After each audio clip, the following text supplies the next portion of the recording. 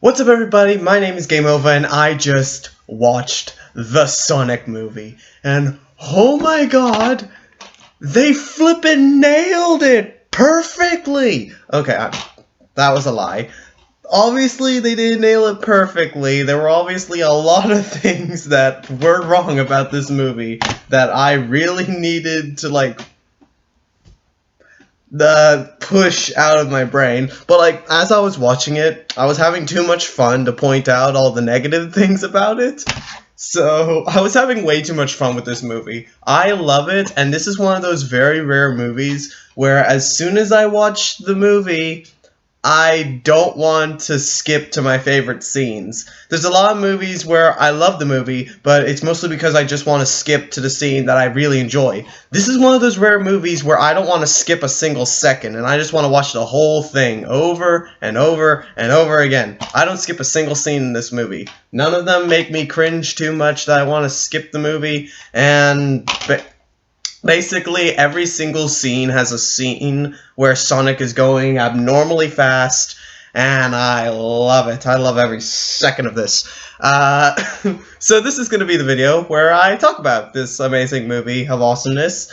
So let's jump right in. So, first of all, beginning with, I'm just going to go and do something.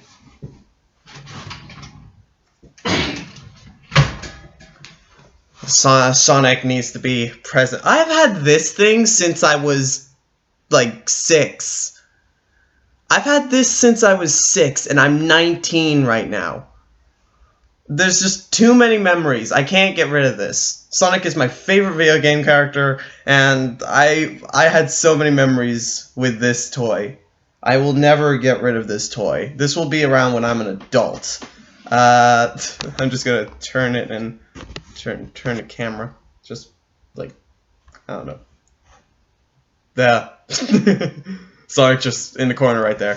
I'm not going to do that. I'm just going to hold on to him as I'm talking, just to, I don't know, relive memories as I'm watching this amazing movie. So, to begin with, I need to point out that there's going to be a lot of spoilers, because I'm going to be talking about specific scenes, specific elements, specific characters in the scenes. I'm gonna be like spoiling the movie. So if you are one of those weird heathens that have not watched this movie, go and watch the movie, because you will enjoy it. Trust me. And if you have watched the movie, which I know a lot of my friends have, and they're probably watching this video to hear me ramble on about stuff that doesn't even matter in real life. Yeah, just sit back, enjoy, and listen, I guess. Or go immediately to the comments and say that I'm wrong before I even open up my mouth. So, beginning with the plot, basically it's just Sonic is on the run, basically. He never has talked to anyone apart from one character called Longclaw, who's like an owl. And basically, Sonic is not allowed to talk to anyone, basically, because anyone who finds him is going to want his super speedy power, which is kind of a ripoff of his first ever comic when he was created, when Eggman created Sonic to try and power his machines. I think that's what the plot was. I haven't read the Sonic comics in a while. But yeah, basically, he gets really emotional from realizing that he'll be alone. So he creates an EMP blast that knocks out the whole continent's power, um, which triggers the government needing Dr. Robotnik, aka Jim Carrey, to save Sonic. And Jim Carrey flippin' nailed Eggman. I think he captured the embodiment of Eggman perfectly. When I first heard that Jim Carrey was going to be playing as Eggman, I first thought, great, Ace Ventura is going to be in a movie. I flippin' love Jim Carrey, he's the funniest guy on the planet. But then I realized Eggman isn't just a comedy gag. He's also incredibly serious, and he's supposed to be feared, which is what Sonic games are lacking a lot. Like, Eggman is supposed to still be feared while also being incredibly silly and laughable at. He's supposed to be the type of character who you'll laugh at him, but you won't laugh to his face. So I was worried that, like, Jim Carrey, even though he has proven multiple times that he can fit most roles, I was scared that there was not going to be enough seriousness from his acting abilities. But as he gladly did, smashing it out of the park, he nailed Eggman. He did the perfect amount of seriousness and also a lot of silliness, as he always does. He perfectly did Eggman so much to the point where I think this is my favorite Eggman. Not the Eggmans from the past, not the Eggmans from modern Sonic games. Jim Carrey Eggman is my favorite Eggman because he's silly, he is serious when he needs to be, and he is the correct amount of fear. And I listened to what Jim Carrey thought Eggman would be, and hearing him say that he's a person who has been abandoned by the world, so he treats the world horribly. I think that probably sums up Eggman pretty darn well. Jim Carrey Eggman is my favorite Eggman. Sorry, normal Eggman, but your eggy roundness cannot handle the powers of this amazing, tall, funny eggness. Anyway, so continuing on, Jim Carrey does amazing acting up until the point where the classic meow scene happens, where Sonic gets shot and his rings fall through the ring portal to the top of a San Francisco building that I do not know. Anyway, so Sonic is now teamed up with the cop, which is called Wazowski. Not Wazowski. I think it is. No. Sorry, I'm thinking of the Monsters, Inc. character. That's Mizowski. This is Wazowski. Anyway, so they're now going on to a road trip, which Eggman tries to get Sonic the whole entire time. So they continue on. They run into a lot of fights. Wazowski's girlfriend, wife, she saves Sonic from getting exploded. Well, it's not really saving. She just used some sort of sugar powder thing to wake him up. Then he zooms all over the kitchen and then says a very funny line that I very much enjoy. Then while Wazowski and his wife is in the other room, the daughter of the sister that they were in the house of, that daughter gives Sonic his iconic shoes, which was like a heartfelt moment that I loved, and I will cherish it forever. But yeah, so Sonic gets his iconic shoes. They decide to drive off to the massive tower thing. They end up getting there. They do a funny gag in the building, and then Sonic gets his rings back, which means he's going to leave the planet forever, so then he doesn't endanger everyone around him. Except Eggman runs into him. And what wasn't noticed before was one of Sonic's quills that Eggman got from Wazowski's house. That quill, combined with his robots, allows his hover flying ship to go as fast as Sonic. I will get to what I think about that later. But anyway, so they are like Sonic is like straight up running. He goes for it. He's dashing through San Francisco. He opens up a portal and goes through Paris. He opens up another portal and goes to Egypt. He opens up another portal and goes back to Green Hills, which was at the beginning of the movie. It was flippin' amazing. I loved the battle. But then Sonic gets exploded.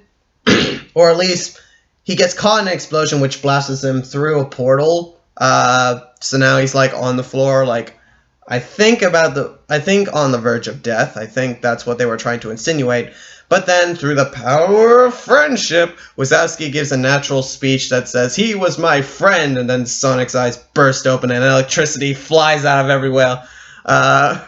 And then when Eggman put his goggles down, it made Sonic look like his werehog form from Sonic Unleashed, which was flippin' awesome, and I loved it.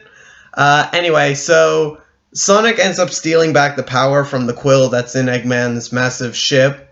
Then he does full-on, 63 million homing dashes at Eggman's ship, and then blasts it through a portal, and now Eggman is trapped in a mushroom planet. And now Sonic's living with Wazowski, and that's where the movie ends. And then there's some scene with Tails that is hinting at a sequel, which I'm very excited for. Now I'm going to move on to everything that I like about it. Now, I'm going to still talk about Eggman, even though I basically just said that Jim Carrey nailed Eggman and that's perfect. There are specific scenes that I want to talk about that I specifically like the detail of. So, beginning with Sonic himself. Do I think that they nailed Sonic himself? Yes and no. So, the reason why I think they embodied Sonic somehow is because the recent Sonic games have been missing personality from Sonic, other than being a cool jokester for the past few years. Basically, the game Sonics are missing, flaws, actual emotions, and most of that. But this movie Sonic gave him everything that Sega didn't give video game modern Sonic. This Sonic, you can automatically see his flaws. He does before he thinks. He doesn't think about the actions before he does them. He also really cares about everyone. He cares about all of his friends. He cares about his family. He's lost family. And, you can see that. They gave this Sonic a lot of emotion and a lot of that. My problems with it is Sonic's abilities. So first of all, going so fast that he can create electricity. That has never, ever happened in a Sonic game. He has never been able to do that. He's been able to control the wind, but he's never been able to shoot out electricity. Which... my body tenses up as I say this is fine. I guess it makes sense. He moves so fast and emits so much energy that he creates electricity out of his body. It makes sense. But then there's that part that's Sonic does not do that. It's my whole entire body fighting against whether I like Sonic's new abilities and whether I want Sonic's old abilities. I want Blue Tornado. I want the triangle jump, which they did do at the end of the movie. I want him to be able to shoot wind from his hand because his hand's moving so fast. I want those abilities. I don't want him shooting lightning. But I guess it's whatever, because this is new Sonic. This is a different universe Sonic. So obviously they have to do something different, which is obviously him shooting lightning when he goes as fast as is needed to create an EMP, which I think is around about, 700 million miles per hour. Thank you, MatPat, for calculating how fast Sonic ran in your theory, because your gaming theories about how fast Sonic run were not satisfying. They were accurate, and I appreciate that. But hearing that Sonic was slow, or that he would break his legs, I didn't like that. Hearing that he could actually run at 100 and something miles per hour, 135,000 miles per hour, that was very satisfying. I very much liked it. Thank you, MatPat. But yeah, I don't know. It's this Sonic, did they capture Sonic?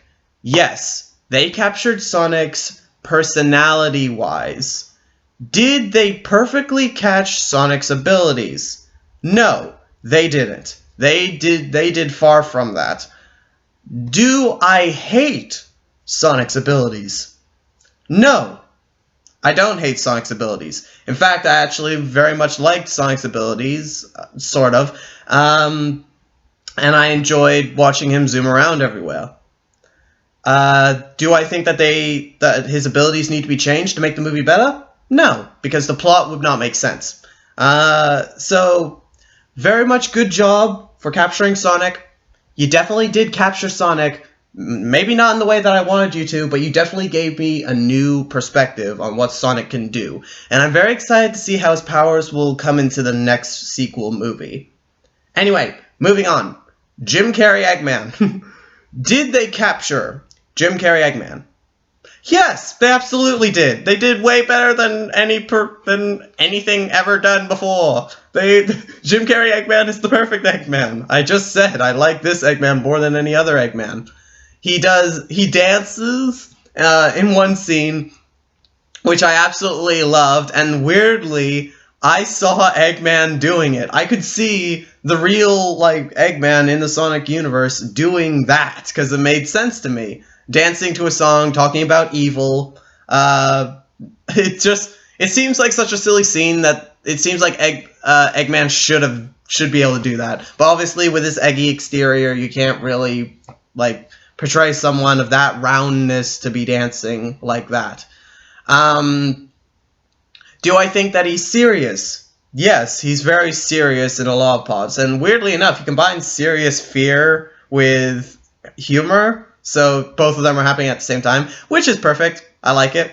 So yeah, I think that I think that Jim Carrey did a flippin' amazing job as Eggman again, and I cannot wait to see how he does in the sequel. Because Jim Carrey, he said he looked like normal Eggman. And he said that he'll be back by Christmas, holding up a Sonic quill. So I'm excited to see what they do in the sequel, and I hope that Jim Carrey knocks that out of the park once again. Next of all, the plot. The plot itself. Does it hold up? Does it make sense? Well, thanks to MatPat's theory video, it actually doesn't. Sonic.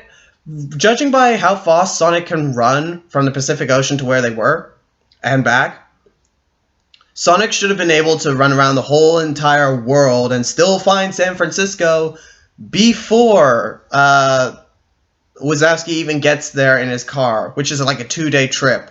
It would take Sonic, I think, 17 hours, I think. That's what MatPat did. I think it was 7 hours. To travel around the whole entire world and still get to San Francisco. So, does the plot hold up? No, it doesn't. The MP thing? Yes, that holds up. Sonic having to travel with Wazowski to go and to get to San Francisco? No, it doesn't. The rest of the plot, how Sonic's trying to convince Wazowski to not leave his hometown because everybody needs him there and everybody cares about him there, that holds up. And yeah, basically everything holds up apart from the road trip. Okay, so I think I've just talked about everything that I like. I mean, I could go on and on about this movie and how every single funny scene, every single emotional scene, I could go on about a lot of things that I like about this movie. But now, we have to go on to the part of the movie that Sega's really going to just rattle my jimmies about. The things that I don't like. Now, as for every Sonic media, whether it be animation, movie, video game, comic, music, there are going to be a lot of things that the fans don't like. And that's okay.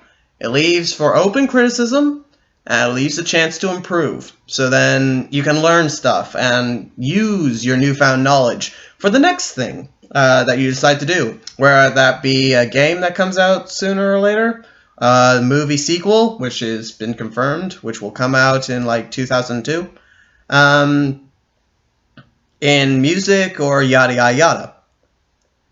But what you have to do is not take this as a bashing. So I just want to clarify, Sega, I am not bashing this movie. You did amazing. The director did amazing. Basically, everyone who worked on this movie did perfect. But I need to clarify this, because the things I don't like about this movie, they may seem like nitpicking. But the reason why I nitpick them is because of the bigger picture. First of all, I have to begin at the beginning of the movie. Longclaw. Longclaw. They've added in another character. Why? We already have an owl. Or at least I think he's an owl. Otherwise, he's an albatross. Isn't Storm an owl? I'm pretty sure he's an owl. We have so many characters. We have Vector the Crocodile, Charmy Bee, Espio, Knuckles, Tails, Sonic, Blaze, Maria, for God's sake, Dr. Robotnik, the one before this Dr. Robotnik, the other Dr. Robotnik that made Shadow. We have Vanilla, the bunny! You could have used Vanilla instead of keeping her in the trash that she's been in for the past few years. But no! We get Longclaw the Owl.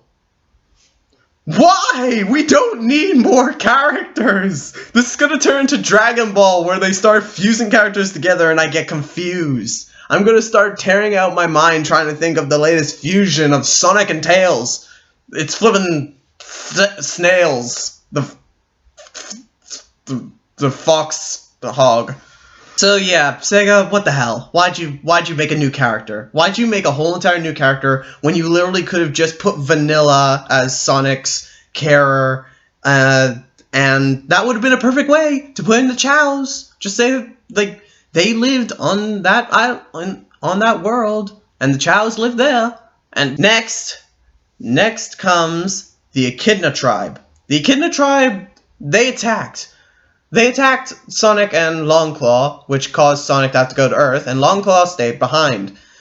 But my thought is, isn't Knuckles a part of an Echidna tribe? Are you guys planning on having Knuckles, like, hunt Sonic, and then he becomes friends? Because obviously, if Tails exists, then everyone else exists. That means that Amy, Knuckles, Shadow, Rouge, all those characters, they exist as well. They're just in separate worlds. So are you going to have, if you decide to make a Sonic the Hedgehog the movie 3, are you going to have Knuckles, like, hunting Sonic?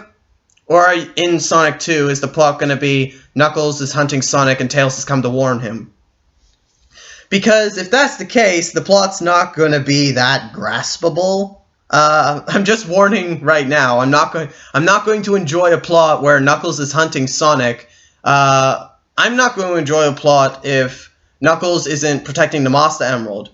I'm hoping that in Sonic the Movie 2, they add in the Chaos Emeralds, so we get to see Super Sonic, and they give it a good plot. Obviously, it needs to have a good plot. Otherwise, it's not going to be a good movie. Well, again, that's kind of up in the air. Anyway, so the Echidna tribe, another thing that I didn't really like about it. The next thing, the world that he was in before looks like Green Hill. We know this because it looks exactly like the Green Hill level from Sonic Mania, which, as we know, Green Hill from Sonic Mania is like Green Hill from Sonic 1, 2, 3, 4, and yada yada yada. But the place where Sonic goes on Earth is called Green Hill. Don't get me wrong, I loved it. I love that you put in the reference of Green Hill, and I love the tune of da da da da da da da at the end of the movie. I like that you put that in. It was nice little Easter eggs. But why isn't the other place called Green Hill? And this place is called Green Hill instead. Why? It doesn't make sense. I mean, it does make sense. You wanted to put a reference that will always be in the movie rather than just having it at the beginning and then never spoken of again. It makes sense. But again, I'm just nitpicking. This thing doesn't even matter. I'm gonna get really annoyed by this. His spin dash. Sonic doesn't know how to spin dash. He knows how to roll. We've seen him. We've seen him roll. We've seen him roll like a champ. But he doesn't know how to spin dash.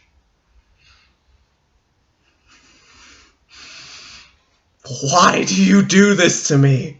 Throughout the whole movie, as Eggman was constantly trying to kill Sonic, I constantly was like, use your spin dash, Sonic.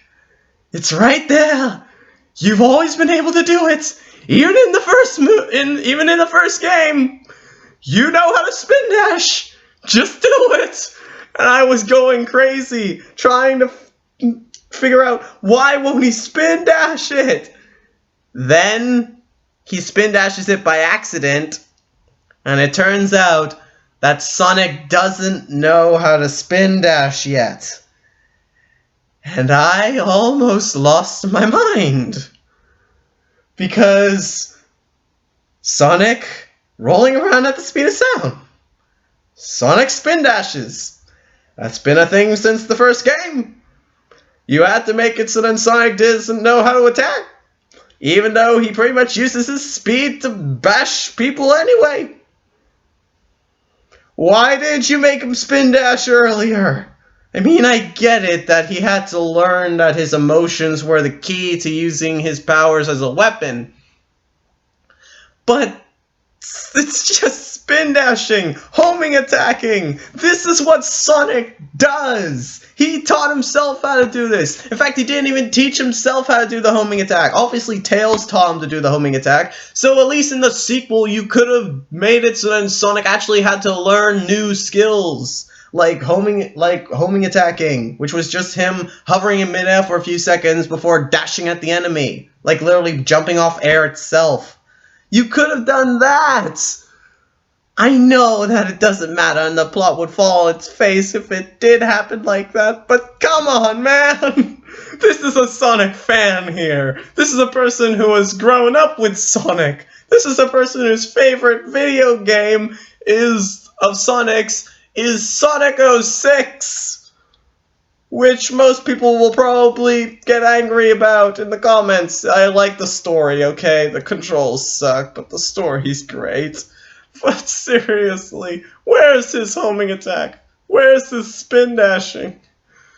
I will give him this. They did end it perfectly with Sonic doing the triangle jump. They actually brought in the triangle jump. Having Sonic jump off walls, constantly bashing Eggman to the point where it was like a star, and it was like... Basically, Eggman couldn't do anything. Eggman could never do anything to Sonic. But yeah, just... Spin dash. Where is it? Why? It annoyed me so much. It annoyed me so much that he just wouldn't spin dash. But yeah, we'll move on, because I'll just go on and on and on about it. God, this video is taking forever. Okay, so next, and I think this is the final thing that I have wrong with the movie, and that is Eggman beat Sonic. Why did you do this? Who thought that was a good idea for Sonic to get beaten by Eggman? Sonic is on the ground. He got exploded through the portal. He's on the ground. He's losing his color. It's presumed that he is dying. And you are expecting me to believe that without Wachowski giving Sonic that good old pep talk, that Sonic would have died then. Why? Sonic has never been able... He's gotten defeated and knocked out by Eggman. Sure, he has. But Sonic has never died because Eggman. Why did you do this? My heart dropped. And even when Sonic came back to life from the good old "my friends are my power" cliche, My heart was not rising. It wasn't the fact that Sonic died. It wasn't the fact that Sonic died. It was the fact that Eggman beat Sonic for once. Eggman has never beaten Sonic. Sonic 06, he never beat Sonic. Sonic Generations, Sonic got knocked out, but he wasn't defeated. In every Sonic game, he's gotten knocked back, and then Sonic has charged on through it.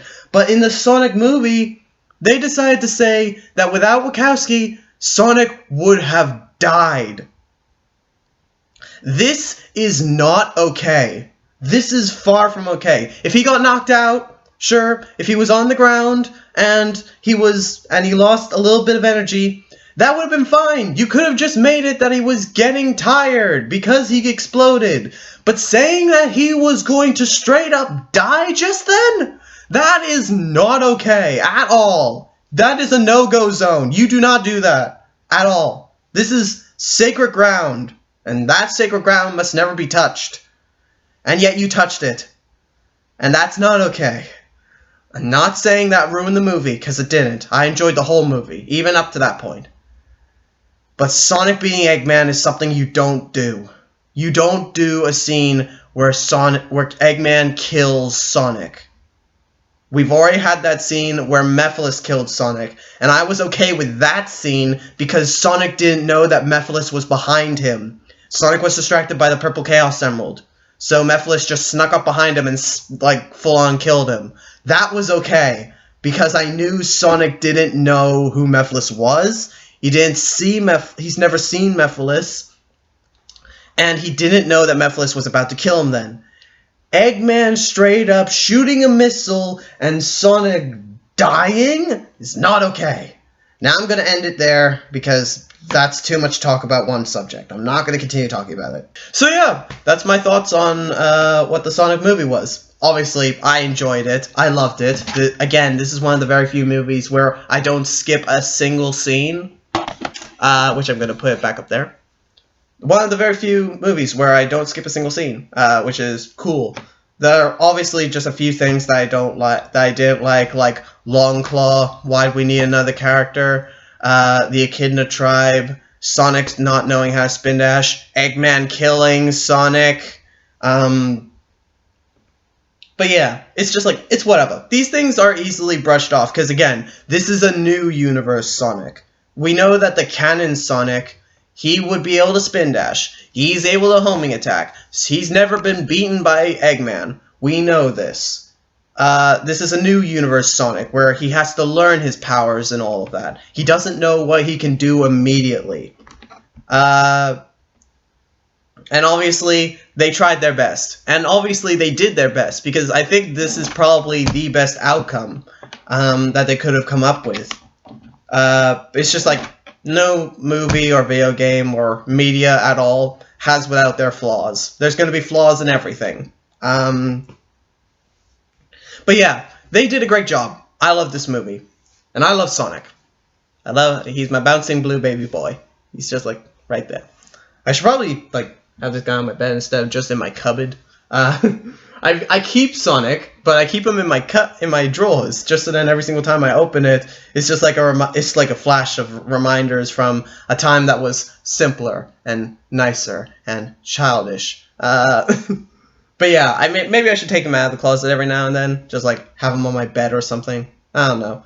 Just the point is, I'm never getting rid of this thing. You'll see me later on in the future on YouTube, and I'll just break out this thing whenever I'm playing a Sonic game and be like, my Sonic toy that I had since I was 6, I think, or 8. I don't know. I don't remember when I got him. I just remember that I had him, and I remember that I also had Tails and Shadow, which I wanted Knuckles to make the full Team Sonic, but I liked Shadow.